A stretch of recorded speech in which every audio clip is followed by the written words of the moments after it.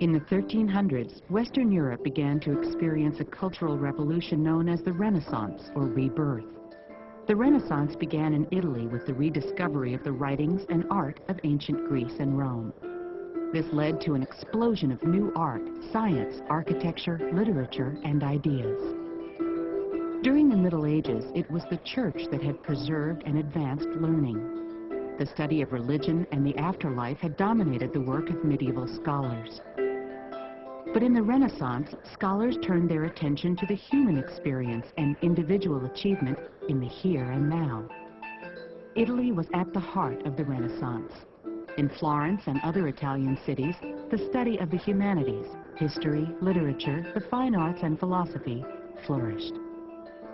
Renaissance thinkers had a wide-ranging curiosity. In fact, the Renaissance ideal was the person with talent in many fields. Examples of great Renaissance thinkers include Galileo, the astronomer, mathematician, and physicist who proved Copernicus' theory that the Earth revolves around the sun. Leonardo da Vinci, one of history's greatest creative minds. He drew plans for many modern machines centuries before they were invented.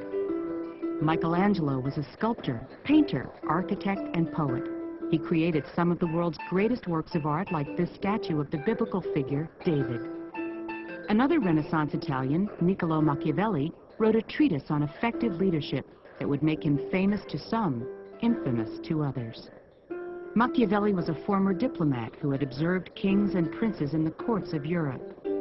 He is best remembered for his book, The Prince. The Prince is a guidebook for how leaders can gain and keep power.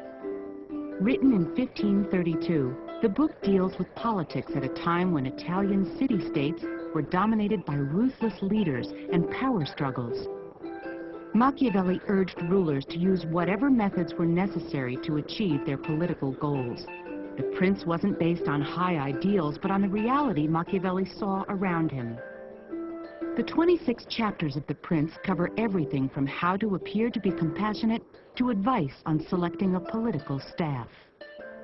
According to Machiavelli, the three main qualities a prince should possess are the abilities to act boldly, to protect his power, and to appear unwavering while being flexible. At certain particular moments, which he calls the founding or refounding of a regime, you will need a leader with exceptional intelligence, with the intelligence of a Lincoln, with the intelligence of a Washington, with the intelligence of a Bonaparte. Machiavelli stressed two sets of attributes for the prince. One was very colorful. He used the image of the fox and the lion.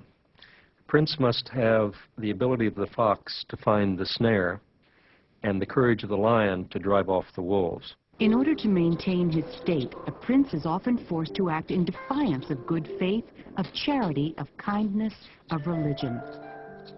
He should not deviate from what is good, if that is possible, but he should know how to do evil if that is necessary.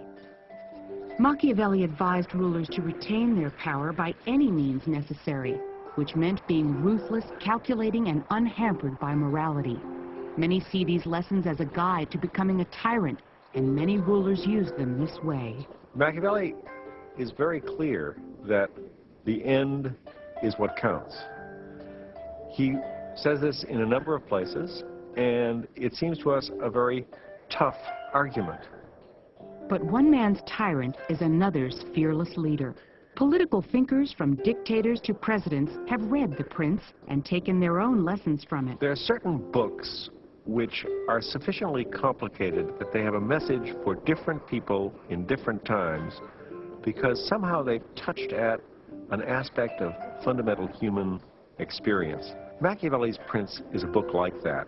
It deals with an aspect of human life in a very profound way.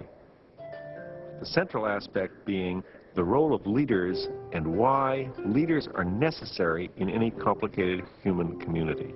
The Renaissance inspired Machiavelli to explore the political world he knew and how an individual leader should act in it.